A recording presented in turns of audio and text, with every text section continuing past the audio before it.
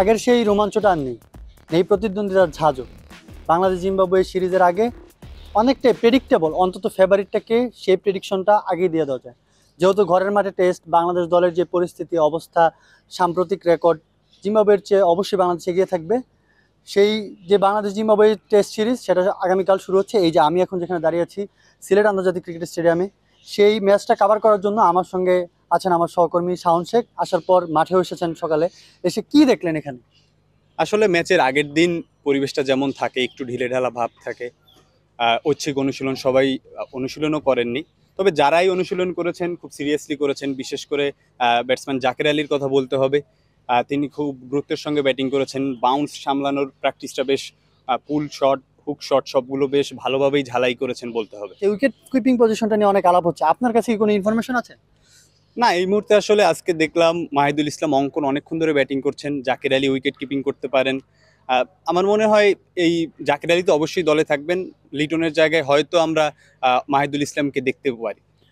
কিন্তু ম্যাচের আগের দিনও কিন্তু আমরা যে প্রেস কনফারেন্সটা করেছিলাম নাজমুল হোসেন শান্তর, তিনি কিন্তু বলতে রাজি হননি আসলে কে হবেন। গতকালকে যখন বাংলাদেশ দলের হেড কোচ ফিল সিমন্স কথা বলেছিলেন, তখন কিন্তু তিনি বলেছেন যে আজকে এটা চূড়ান্ত হওয়ার কথা, কিন্তু আজকে অনুশীলনের পরও কিন্তু নাজমুল হোসেন শান্ত বলতে চাননি। তিনি বলেছেন টসের পর আসলে দেখা যাবে যে বাংলাদেশের কালকে বাংলাদেশের হয়ে কে উইকেট কিপিং করেন।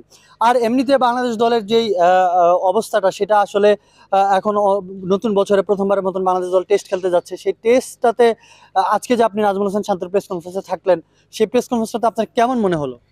না, ওভারঅল নাজমুল একটা কথা কিন্তু বারবার বলেছেন, নতুন শুরুর কথা। বাংলাদেশ গত বছর টেস্ট খারাপ খেলেছে বলবো না, ঘরের মাঠে বাংলাদেশ জিততে পারেনি, কিন্তু দেশের বাইরে বাংলাদেশ কিন্তু প্রায় 4টি ম্যাচ জিতেছে। তো ওভারঅল এটা খারাপ রেকর্ড না। একটা মিম কিন্তু সামাজিক যোগাযোগ মাধ্যমে বেশ ভাইরাল, যে সম্মানজনক হারের জন্য বাংলাদেশ অনেকদিন খেলতো। আমার ধারণা যে নাজমুল হোসেন শান্ত বোঝাতে চাইছেন যে প্রত্যেকটা ম্যাচই তারা জিততে চায়, এবং তিনি কিন্তু এটা বলেছেনও যে বাংলাদেশ দল প্রত্যেকটা ম্যাচ জিততে চায়, প্রত্যেকটা টেস্ট জিততে চায়। সেই জেতার ধারাবাহিকতাটা কিন্তু বাংলাদেশ শুরু করেছে। বাংলাদেশ কিন্তু গত কয়েক বছরে অনেকগুলো টেস্ট জিতেছে, হয়তো কনসিস্টেন্টলি জিতেনি, কিন্তু ফাঁকে ফাঁকে বেশ বড় বড় দলগুলোকে অ্যাওয়েতে আমরা টেস্ট জিতেছি।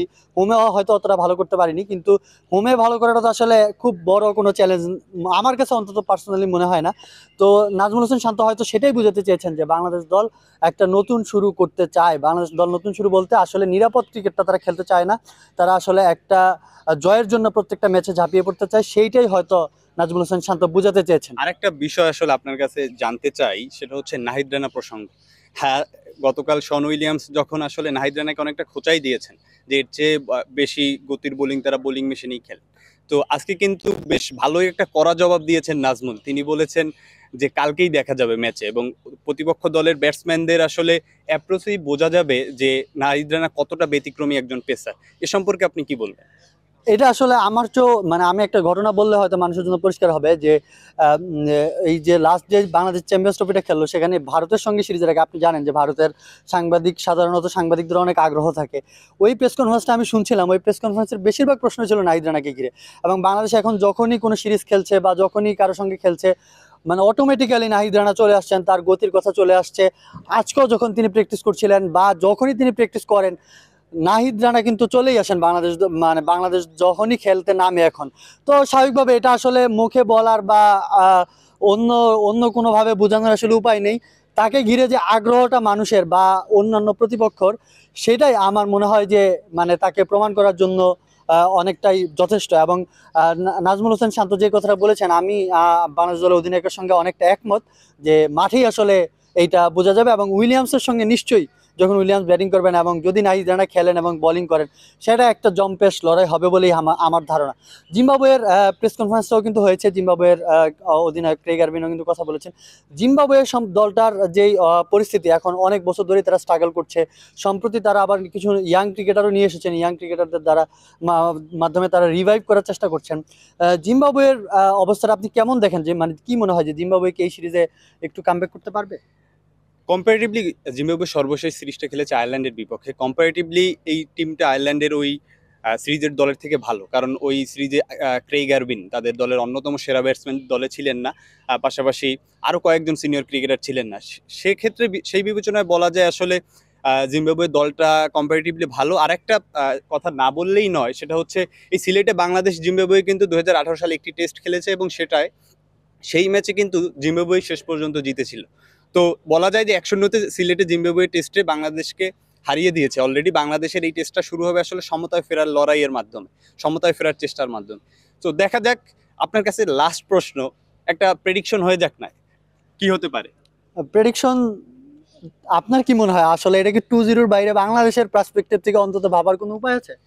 না, আসলে এই মুহূর্তে বাংলাদেশের পার্সপেক্টিভে যদি চিন্তা করতে যাই, 2-0-র বাইরে ভাবার কোনো উপায় নেই, এবং এই শুরুটা করতে হবে সিলেট টেস্টে জিতেই।